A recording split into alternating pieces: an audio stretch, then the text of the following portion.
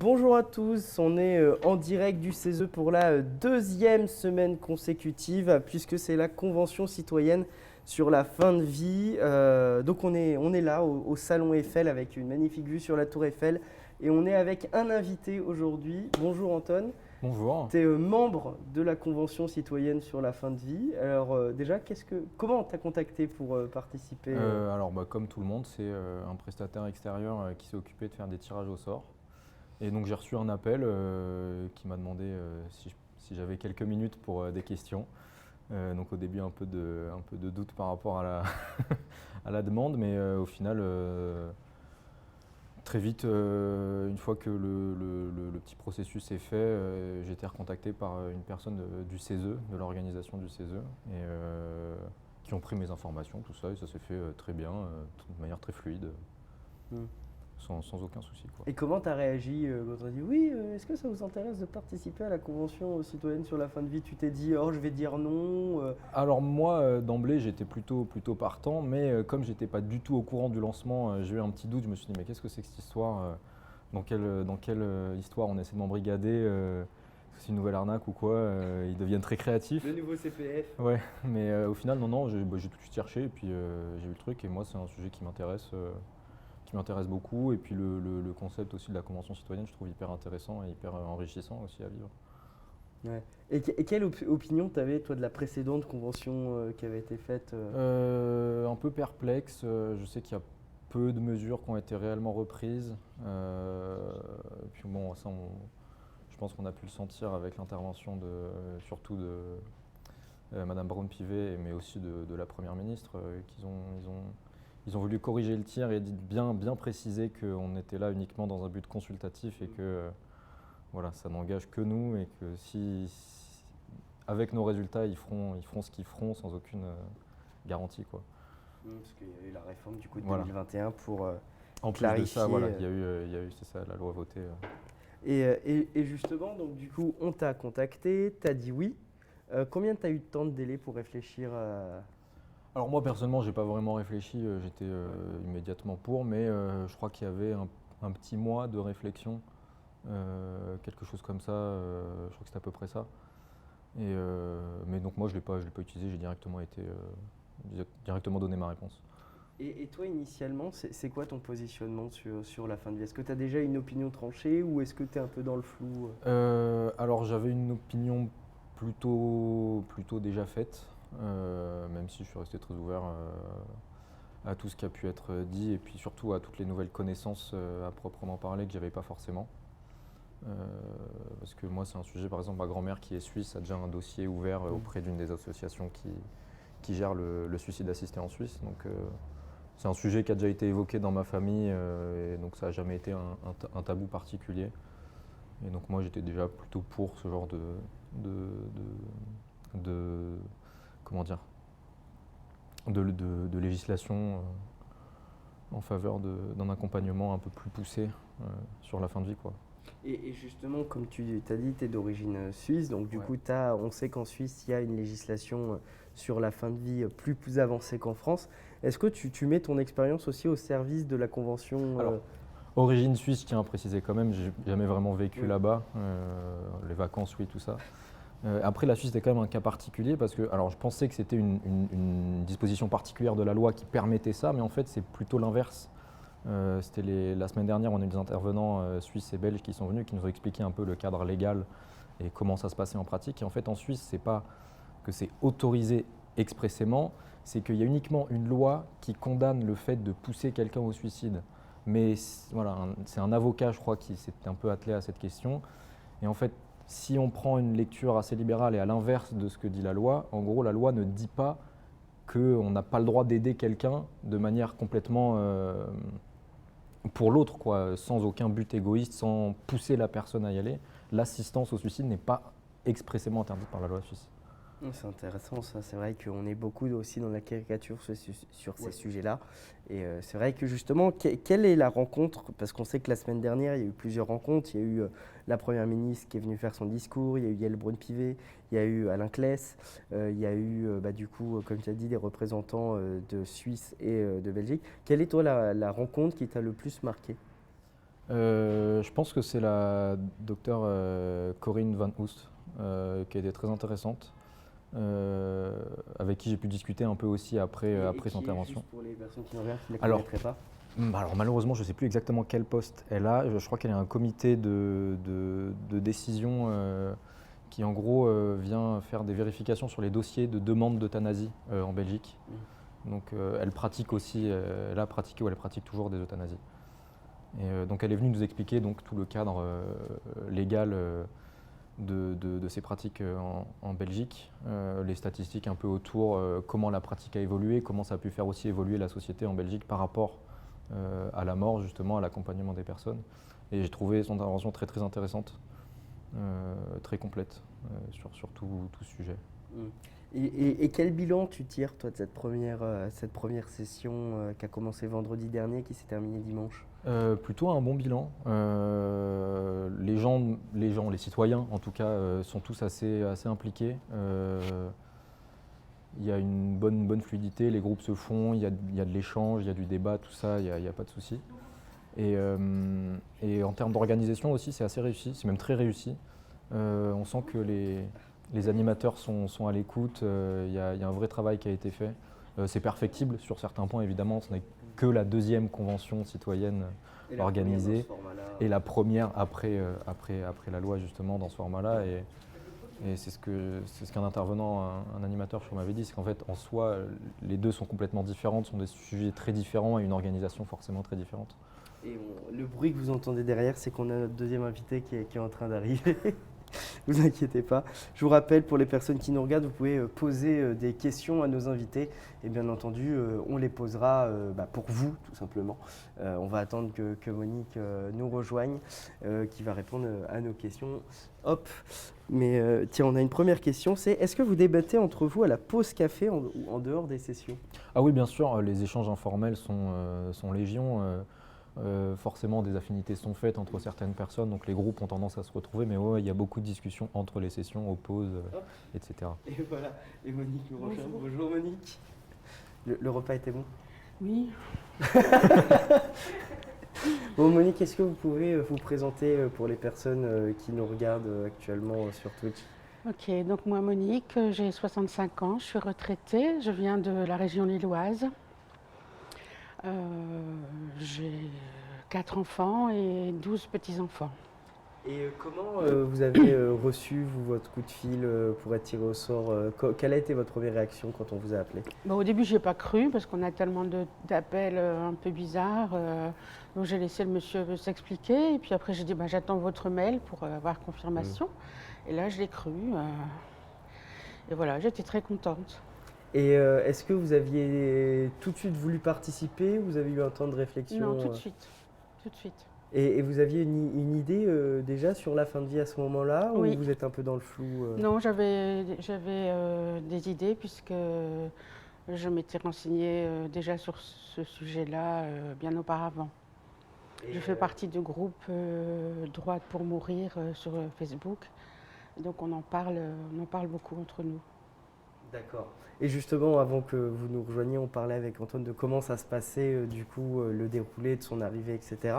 Je lui avais demandé qu'est-ce qui vous avait marqué, vous, quelle rencontre vous a marqué, vous, la semaine dernière, avec quel intervenant vous a le plus marqué? L'intervenant, alors c'est Monsieur Claes. Claes, oui. De la loi Claes. Voilà. Et puis l'accueil en général, l'accueil qu'on nous fait quand on arrive, quoi. On est très très bien accueillis. Et on nous a posé des questions du coup dans le chat, vu qu'on est en direct. On nous demande, est-ce que vous débattez entre vous à la pause café en dehors des sessions? Un petit peu, mais pas énormément encore. Et après, comme on a dû changer de groupe, il faut se refaire des affinités.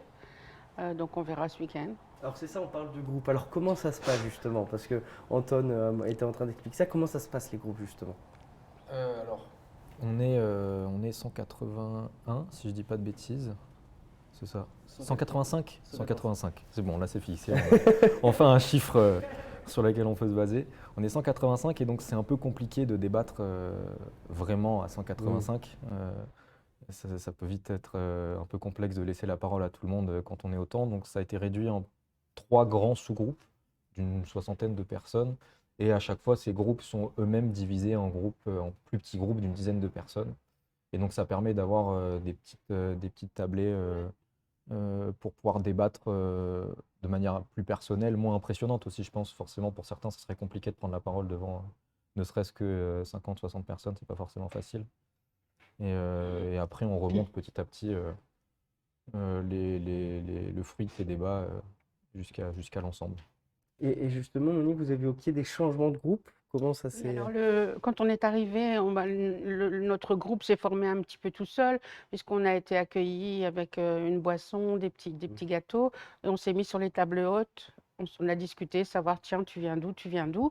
Et en fait, on s'est assis ensemble à cette table. Tandis qu'après, il y a eu, je crois, un tirage au sort, il me semble, pour que tout le monde ne soit pas toujours, que tout le monde soit dispatché et que ce soit varié. Et justement, ces groupes initiaux, ils se sont formés comment? Par âge? Je sais pas. Ou... Alors moi, Je, par exemple, c'est un intervenant quand je suis arrivé, qui m'a proposé de m'asseoir à une table. Du coup, bah, Mhm. j'ai fait, et puis je me suis assis, j'ai rencontré voilà, mon premier groupe comme ça. Après, je sais pas comment ça s'est passé pour vous. Bah moi, comme je l'ai expliqué, on était aux tables hautes et Ouais. puis on était 4 femmes et après d'autres personnes sont venues s'ajouter. Et vous voyez qu'il y a des groupes qui se créent un peu informels en Tout dehors à de fait, oui. Oui. génération. Et comment vous l'expliquez ça, que les gens restent entre eux? Non, les gens sont ouverts, hein, donc on se parle facilement. Ouais. Oui, c'est pas non Oui, plus des groupes, c'est pas des l'ambiance, groupes c'est... complètement fermés qui se oui, c'est forment ça. où il n'y a aucun échange et puis chacun de son côté. Mais ouais, non, il y a des affinités qui se créent, mais je pense que ça, c'est un comportement naturel, c'est complètement humain, quoi. On trouve L'ambiance est des gens bonne. avec qui on Oui. s'entend mieux, avec qui peut-être on a un peu plus de proximité, et puis on fait ça. Après, c'est vrai que il y a quand même un sacré brassage, en tout cas de l'extérieur, vu de l'extérieur dans ces groupes, parce qu'on n'est pas uniquement sur des jeunes ou uniquement des Hmm. personnes plus âgées. Il y a pas mal de groupes comme ça où les affinités se font à travers les âges, à travers les générations. Bah, on le voit, on a Monique qui est Ouais, sexagénaire et toi qui est de la génération, enfin qui a 20 ans. ouais. Justement, ce dialogue transgénérationnel, comment ça se passe pour le moment au sein de la convention? Bon, moi, j'ai pas eu de problème puisque j'adore discuter avec les plus jeunes. Donc, non, ça se passe bien, hein. Ouais, ouais, non, ça se passe super bien. Après, il y a la Euh, pause café, il y a le fumoir, ouais, donc c'est ça. forcément, il y a des groupes qui se Ouais, créent. bah, tant mieux. Et on nous dit comment ça se passe, c'est Ibicom qui nous demande dans le chat, comment ça se passe l'organisation? Je suppose que vous avez un boulot à côté ou d'autres activités à côté. Comment vous gérez, vous, Ah, votre emploi du temps par rapport à votre présence ici? Alors personnellement, c'était assez simple vu que je travaille pas le vendredi après-midi. Donc j'ai pas eu trop de soucis par rapport à ça. Et comme j'habite en plus en région Hmm. parisienne, pour moi, pas très compliqué du tout de pouvoir me rendre ici. Après, je sais que pour d'autres, c'est un peu plus complexe. Il y en a qui viennent des Outre-mer, donc qui peuvent venir en avion, etc., même du sud de la France.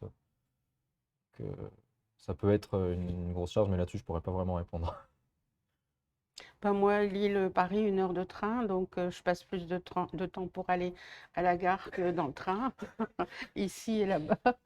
Et ben, je suis retraitée, donc Hmm. petits-enfants, ben, ils se, ils se font garder par l'autre mamie s'ils ont besoin. Et est-ce que vous avez discuté avec d'anciens conventionnés de la Convention climat, par exemple? On sait que dans les membres du COGOUV, il Mhm. y a, si mes souvenirs, deux anciens Mhm. de la Convention climat, dont un qu'on avait reçu la semaine Oui. dernière. Est-ce que ça vous intéresse, vous, de rencontrer des anciens conventionnés pour discuter avec eux de comment eux, ils ont vécu leur convention? Ah ouais, moi Oui. carrément. Je- Je sais qu'il y en a qui ont pu discuter Mm, avec eux. Après, bon voilà, ça c'est des discussions qui se font au fil de mm. la journée. Mais ouais, non, ça pourrait être très intéressant de pouvoir discuter avec eux. Je sais pas si c'est prévu d'ailleurs dans les emplois du temps futur, dans le programme futur, des rencontres avec d'anciens conventionnés. Ah, il y en avait la semaine dernière, on nous signale. D'accord. Non, on demande parce que derrière, on a du coup le service communication derrière. Donc, je demande directement à la source, c'est plus pratique. Et vous, du coup, actuellement, quelles sont vos missions? C'est-à-dire, hier, enfin, pas hier, mais du coup, la semaine dernière, c'était présentation, etc. Aujourd'hui, quelles sont vos missions? Aujourd'hui, on est le 16 décembre et ce week-end, qu'est-ce qu'on vous a missionné de faire ce week-end? Alors, moi, on m'a donné un feuillet, mais j'avoue que j'ai pas encore eu le temps de le lire. Mais bon, c'est la suite de la semaine dernière, toujours pour cette fin de vie. Ouais, c'est ça. C'est en fait c'est les deux premières sessions. C'est un peu ce qu'ils appellent une phase d'appropriation. On va vraiment tous se saisir du sujet. Je pense que l'idée, c'est aussi de construire un socle commun pour tout le monde, qu'on puisse avoir des débats où chacun partage des connaissances au moins similaires, qu'il n'y ait pas de Mm. trop grands écarts entre les différents participants. Et donc là, voilà, on s'approprie vraiment le sujet, les technicités autour des lois, du médical, etc. Et en parallèle, forcément, on commence aussi, nous aussi, petit à petit, à voilà, se faire des opinions, à se faire une idée un peu plus nette de sur quel sujet principalement on va travailler. On va pouvoir faire un rendu plus tard en mars. Et justement, les rendez-vous, enfin les rencontres que vous avez eu la semaine dernière, est-ce qu'elles ont déjà influencé votre positionnement de base sur le sujet ou pas encore? Moi, non, personnellement, puisque j'avais déjà mon Mm. opinion, donc ça ne change pas. Ouais, tout Ouais, pareil, pareil. j'avais déjà une opinion faite. C'était très informatif, mais sur mes Ça a permis convictions, d'éclairer, mais ouais, pas de changer Voilà, non, pas du de voilà, tout tout changement. à fait. le positionnement. Et justement, on parlait d'un petit livret. Qu'est-ce qui vous a été remis par le CESE pour la semaine dernière et cette semaine aussi pour justement éclairer ou comme outil de travail? Qu'est-ce qui vous a été remis par le CESE? Il y a plusieurs outils qui ont été mis en place. On a eu un livret imprimé d'une centaine de pages par alors, impossible de me souvenir de cet acronyme-là, mais c'est le Comité national sur la fin de vie et les soins palliatifs. Et on recevra Je sa crois que c'est ça. présidente tout Ouais, à c'est ça, l'heure. on va recevoir ça tout à l'heure. Donc, qui ont édité un livret d'une centaine de pages avec des ressources à la fois des histoires sur des parcours de patients, un recueil avec toutes les lois, Mm. des éléments culturels aussi, des films, des livres, des bouquins, etc., qui traitent de ce sujet-là. On a eu aussi un espace en ligne qui a été créé, qui permet d'avoir un échange avec tous les participants qui peuvent se connecter, de partager des documents entre participants, qui permet d'avoir accès aussi aux comptes rendus des sessions. Il y a les comptes rendus de la session précédente qui sont en ligne, donc Mm. on peut accéder à tout ça. Et puis toute l'équipe du CESE aussi qui est à notre disposition pour nous accompagner. Ils ont des documentalistes, informaticiens qui sont là pour nous aider si jamais on a des questions, besoin d'informations, quoi que ce soit. Et pareil, Oui, Monique. pareil, oui. Et pour l'instant, vous êtes toujours motivé pour. Oui, Vous Ouais, sentez ouais. que ça va être utile pour vous ben, j'espère surtout. Je pense que oui, mais je l'espère que ça va être et utile. Ouais, vous espérez que les politiques après reprennent Oui, en main vos travaux pour faire avancer mm. la loi ou pas, ouais, parce bien que sûr. si Ben justement voilà, c'est ça. la Oui, conséquence c'est de s'ils dire trouvent que on change rien, tout va bien, enfin tout va bien, on se comprend. Et qu'est-ce que vous retenez du discours de la Première ministre la semaine dernière? il me paraissait très. C'était un discours pour faire un discours, quoi. Il n'a pas été, je trouve, Mm. particulièrement constructif. Il a rappelé qu'on était là dans un rôle vraiment consultatif, qu'on n'est pas des législateurs, qu'on n'est Ouais. pas là pour faire une loi. Donc, ça, je pense que ça a dû alimenter un peu les inquiétudes quant à la suite de la convention. Je pense, en tout cas, c'est le sentiment que j'ai et qui est partagé par certains autres. Peut-être pas par tout le monde, je n'ai pas discuté avec tout le monde. Mais ouais, c'était surtout ça comme sentiment après son discours. Ouais. C'est Et, pas parce que vous décidez que c'est oui, par exemple, que ça sera voté, quoi. mm. Un peu ce qu'elle nous a fait comprendre. Et c'est la première fois que vous la rencontriez, la Première ministre? Ah, oui. Ouais, ouais, ouais. D'accord. Je vous rappelle dans le chat, si vous avez des questions, n'hésitez pas à les poser à nos deux invités. Ils y répondront avec plaisir, bien entendu. Comment vos proches ils ont réagi quand on vous a dit, quand vous leur avez dit, je fais partie de quoi à la convention fin de vie est-ce qu'il y en a, ils ont été surpris Oui, mon fils a cru que c'était une blague. Maman, va pas là-bas, c'est n'importe quoi. Les autres étaient contents. Et puis j'ai beaucoup d'amis qui me disent que j'ai de la chance. Ouais, je pense que c'est ça qui revient, c'est de la surprise au début, et puis en fait, ouais, c'est vrai qu'il y a quand même une chance de pouvoir participer à ça, de pouvoir construire un peu au-delà de la question du fond de la convention, la forme aussi qui est toujours en étude et qui continue de grandir et de se développer. Hmm. Et est-ce que certains vous ont dissuadé d'y participer? Vous avez dit votre fils, mais est-ce qu'il y en a d'autres qui vous ont dit non? Ah non, de Non, toute pas du façon, tout. c'est moi qui décide. Et est-ce qu'il y a déjà des gens qui vous ont approché de l'extérieur concernant votre participation? Des journalistes qui vous ont contacté ou des lobbyistes pour ou contre qui vous ont Non, contacté? ici, la presse, mais à l'extérieur, non. Et la première rencontre avec la presse s'est bien passée? Oui, On est gentils les journalistes, Ouais, ça ouais, va? oui, non, oui, non, ça va, mais vous êtes gentil. ils sont très cool, très pro, Ouais. très agréables. Et justement, l'ambiance au sein de la convention actuellement, avec les 183 autres conventionnaires, l'ambiance est sympathique ou vous sentez qu'il y a quelques dissensions sur les sujets, des gens qui sont très contre, des gens qui sont très pour Non, j'ai pas remarqué ni pour ni contre comme ça. C'est convivial, c'est bon enfant. Ouais, pour l'instant, ouais, c'est assez. Il n'y a pas de gros dissensus sur les Hmm. questions, il n'y a pas de Il n'y a pas encore séparation ou eu quoi. d'engueulade Non, pour l'instant, il n'y en a pas eu, pour mais l'instant. bah, ça On reste un verra au sujet très moment des débats, sensible et peut-être. ouais, ouais, ouais, et puis on n'est pas encore vraiment rentré dans le vif du débat à proprement parler, mais donc je pense que là, on sentira sûrement un petit peu plus de tension dans les discussions.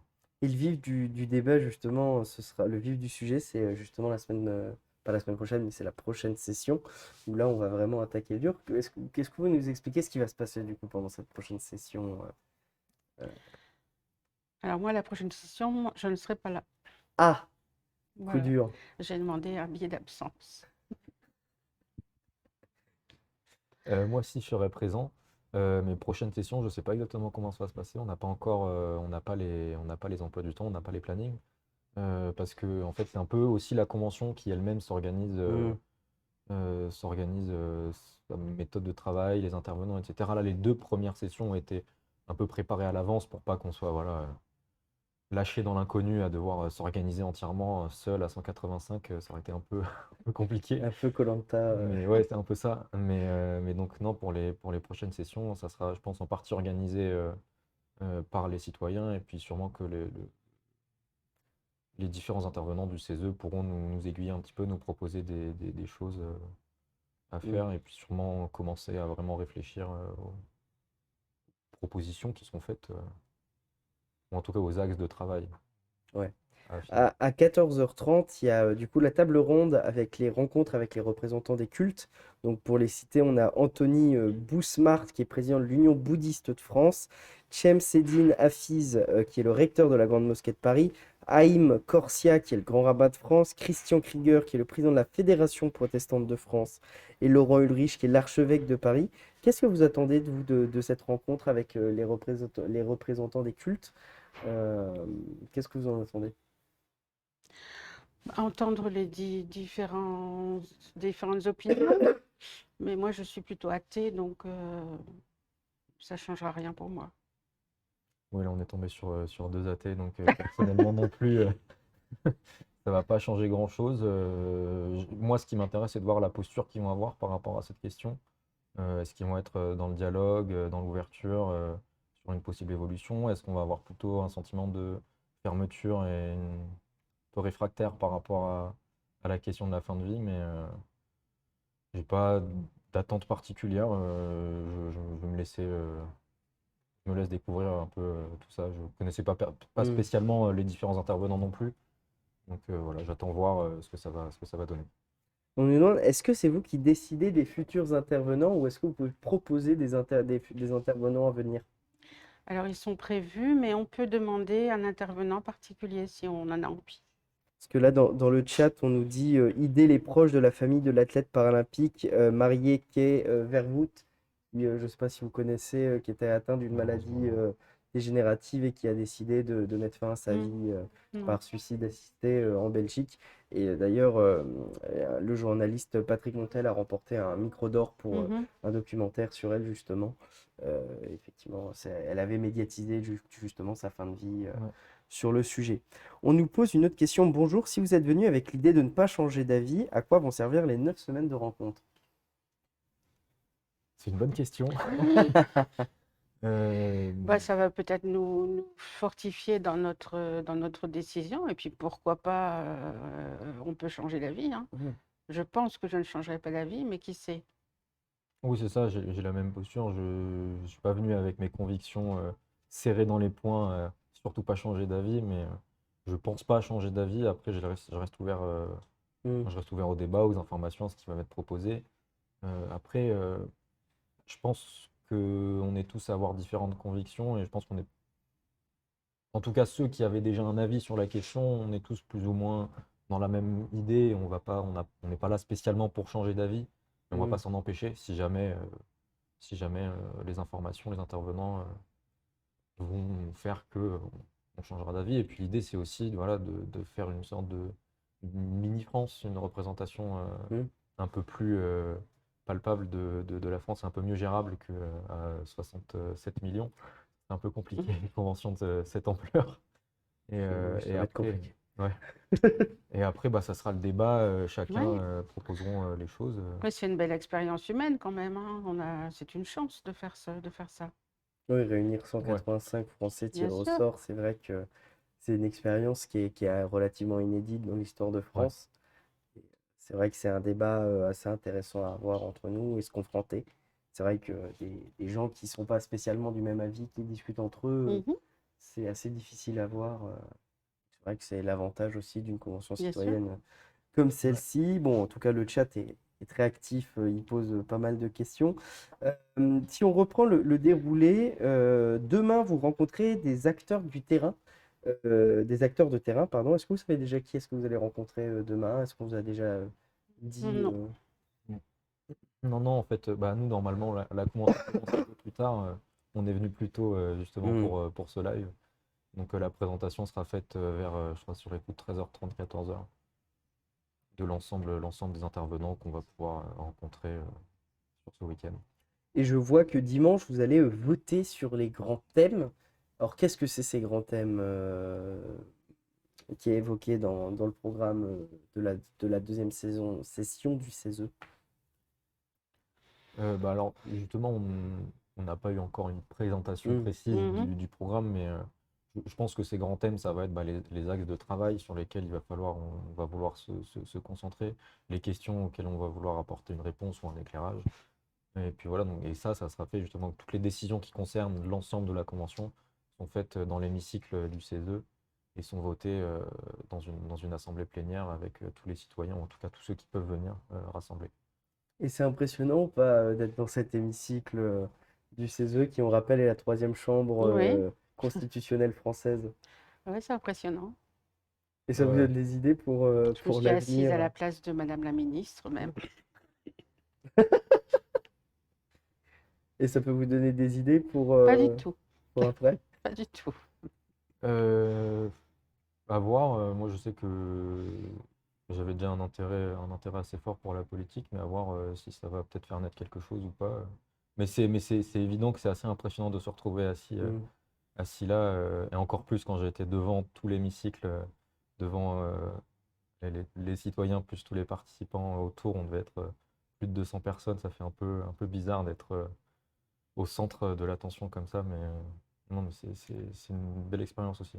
Est-ce que vous avez fait un discours du Oui, coup C'est pas vraiment un discours en fait, tous les dimanches, je pense que ça va être comme ça tous les dimanches, les trois grands groupes vont avoir chacun un binôme de rapporteurs qui vont devant l'Assemblée bah, justement rapporter tout ce qui a pu être débattu, tout ce qui a été trouvé, les sujets, etc., qui sont d'importance, tous les éléments qui sont considérés comme étant importants à rapporter au groupe dans la généralité. Donc voilà, j'ai été rapporteur d'un des groupes, donc j'ai pu siéger devant tout l'hémicycle juste le temps de rapporter voilà, tout ce qu'on a pu mm. dire dans le... Et on nous pose la question Swocall dans le chat qui fait cela vous donne le sentiment de porter une responsabilité, ce décorum ou pas? oui, quand même. Ouais. J'en ai discuté avec d'autres participants. C'est vrai que il y a un côté très formel, très institutionnel de la chose. Alors forcément, on est dans la troisième chambre du gouvernement, il y a l'hémicycle, il y a l'accueil, tout ça, c'est assez formalisé, donc ça donne ouais, une impression de grande importance, comme si on était investi d'une mission. Mhm. Et puis, en soi, c'est un peu le cas aussi. On est quand même investi d'une mission citoyenne et démocratique assez importante pendant cette convention. Mais ouais. Oui, j'ai des amis qui m'ont demandé de porter leur voix parce que concernant des maladies handicapantes, Mm. invalidantes, ils ont déjà aussi leur opinion et ils sont fiers de moi. Parce que vous avez dit que vous étiez membre du coup de l'ADMD. Ouais, Oui, c'est ça, ADMD. Parce que souvent je dis AMDD. Enfin ouais. voilà. Mhm. Mais justement, comment ils ont réagi dans votre association quand vous leur dit au fait, je suis tiré au sort pour la convention fin de vie? Ben, ils m'ont dit que j'avais une chance et de faire bien ce que je devais faire, quoi. Donc pas trop de pression. Non, non, pas de pression, non. Non, Et vous savez s'il y a d'autres militants de je sais pas, l'ADMD? je sais pas. Bon, bah, s'il y en a des membres de la convention qui nous regardent, allez voir. Et justement, pour le moment, quel bilan vous tirez de cette séance de cette séance terminée, de cette session terminée, de la session qui s'ouvre pour le moment? Un bilan à la première session, c'est particulier, mais Oui, on a appris plein de choses, on nous a mis beaucoup dans la tête, et puis j'ai réfléchi un peu cette semaine, et c'est vrai que bah, c'est super intéressant. Et puis moi, ce que j'ai beaucoup aimé aussi, c'est l'accueil ici. Vous êtes hmm. tous géniaux, donc je reviens avec plaisir. Ouais, c'est ça, on en a beaucoup, beaucoup appris. Euh, on a beaucoup appris, beaucoup d'informations sur des sujets très variés, et puis ça, la semaine à réfléchir. Mais je pense toujours le même entrain pour le moment, la même envie de participer. Mm. Et puis, ouais, j'ai pas mal d'espoir pour la suite. À la fois bah, de la convention en elle-même, de comment ça va se dérouler, et puis pour l'après-convention aussi. Hmm. Et justement, l'après-convention, on sait que dans le COGOUV qui gère du coup cette convention citoyenne sur la fin de vie, il y a d'anciens membres du coup de la convention climat. Est-ce que ça vous intéresserait, vous, dans le cadre d'une prochaine convention organisée par le CESE, d'être membre du COGOUV? C'est un truc qui pourrait vous intéresser? Ah, bien sûr, bien sûr. Ouais, ouais, ouais. De témoigner auprès de Mhm. néo-conventionnés. Et justement, quelle évolution vous verriez, vous, pour une prochaine convention citoyenne? Est-ce que vous avez déjà des idées de choses à améliorer? Je pense qu'il est encore un peu tôt pour vraiment se Oui. prononcer là-dessus. On a eu qu'une seule session, qu'un seul week-end, qui je pense n'est pas forcément des plus représentatifs puisque c'est l'arrivée de tout le monde, donc forcément c'est toute une logistique à mettre en place, des habitudes à prendre pour chacun, se retrouver dans les lieux, prendre les bonnes habitudes. Donc c'est compliqué, je pense, pour l'instant de vraiment porter Mm. des suggestions pour une prochaine convention, mais je pense qu'à la fin on aura sûrement tous des petites choses à dire, même si voilà, le travail fait par toute l'administration, tous les intervenants, les animateurs est quand même extraordinaire. Ouais, tout à fait. Ouais, et justement, vous, Monique, est-ce que vous avez prévu de prendre la parole ce week-end, Je sais pas. Je vais voir le au fur et à programme? mesure le programme, oui. Et vous, Antoine? Moi toujours, après, je pense qu'on n'est pas tous égaux face à ça, et ça, les intervenants le savent, et je pense qu'ils vont justement faire beaucoup d'efforts et travailler pour que tout le monde puisse s'exprimer de manière aussi libre que possible. Il y a déjà pas mal d'outils qui ont été mis en place. Pour ceux qui n'osent pas forcément poser des questions face aux grandes assemblées, il y a un formulaire en ligne qui permet de poser des questions, d'envoyer une question écrite, et ensuite un animateur se chargera de la poser. On peut aussi se rapprocher directement d'un animateur et puis lui poser la question à l'oreille pour qu'il puisse la Mhm. poser. Et oui, ça qui a été mis en place pour faciliter les choses pour tout le monde, et forcément le temps de un peu tous se connaître. Mais je pense que déjà à cette session, les voix vont mieux porter et seront Mm. plus nombreuses. On a une question pour vous, Monique. On est dit, dès lors, par rapport à à l'association de laquelle vous êtes membre, on demande dès lors, vous êtes là en tant que représentante associative ou en tant que citoyenne qui ne représente qu'elle-même? Citoyenne, je me représente moi-même. Très bien, parce que c'est une Oui, question que oui, c'est vrai que oui. certains peuvent s'interroger. Et qu'est-ce que, comme thème, vous n'aimeriez pas aborder? Est-ce qu'il y a un thème que vous voulez pas aborder sur cette convention? Non. des sujets où vous voulez pas aller discuter Non, moi je suis ouvert à tout. Ouais, non, je pense, même opinion, hein, tous les sujets sont importants. Je pense qu'il faut pas se fermer l'esprit sur la moindre question. On arrive déjà à la fin de l'interview. Si vous aviez un mot à dire à nos spectateurs, tous les deux, qui nous regardent actuellement, lequel ce serait? Si vous voulez, Anton, votre caméra est là, Ouais, et vous, Monique, votre caméra est là. Anton, si vous voulez commencer. ouais. Alors, un seul mot, ça va être Enfin, compliqué. pas un mot, mais évidemment. Mais vraiment, bah, je pense que sur la fin de vie, il faut que les gens s'emparent, la société de manière générale s'empare de la question. Et puis de manière plus formelle, sur la convention en elle-même, je pense que c'est un outil très précieux, mais il ne faut pas oublier non plus que les citoyens, ils ont une voix. Et les deux ne s'excluent pas. La démocratie participative est une chose très importante à développer. Mais il ne faut pas oublier non plus qu'en tant que citoyen, on peut s'organiser, on peut avoir une voix qu'on peut donner sans cadre législatif particulier. On a toujours ce droit de manifester et d'exprimer notre opinion. Il a tout dit. Il a tout dit. Déjà, merci de nous avoir regardés. Et puis, oui, je dis que c'est un choix important à faire et il faut savoir prendre ses décisions, d'où le consentement, je vais plus savoir le dire, excusez-moi. Les... Enfin, faire savoir ce que l'on veut faire. Vous parlez des directives? Directive anticipée. directives anticipées. Directive anticipée, voilà. Oui, c'est vrai, un rappel aussi Oui. à tout le monde, la loi Claes-Leonetti est très peu connue, donc il y a les directives Mm. anticipées, tout ça. Il est important de rendre un peu plus public et plus connu de tout un chacun. Eh ben parfait, merci beaucoup Anton et Monique d'avoir répondu à nos questions et aux questions du chat.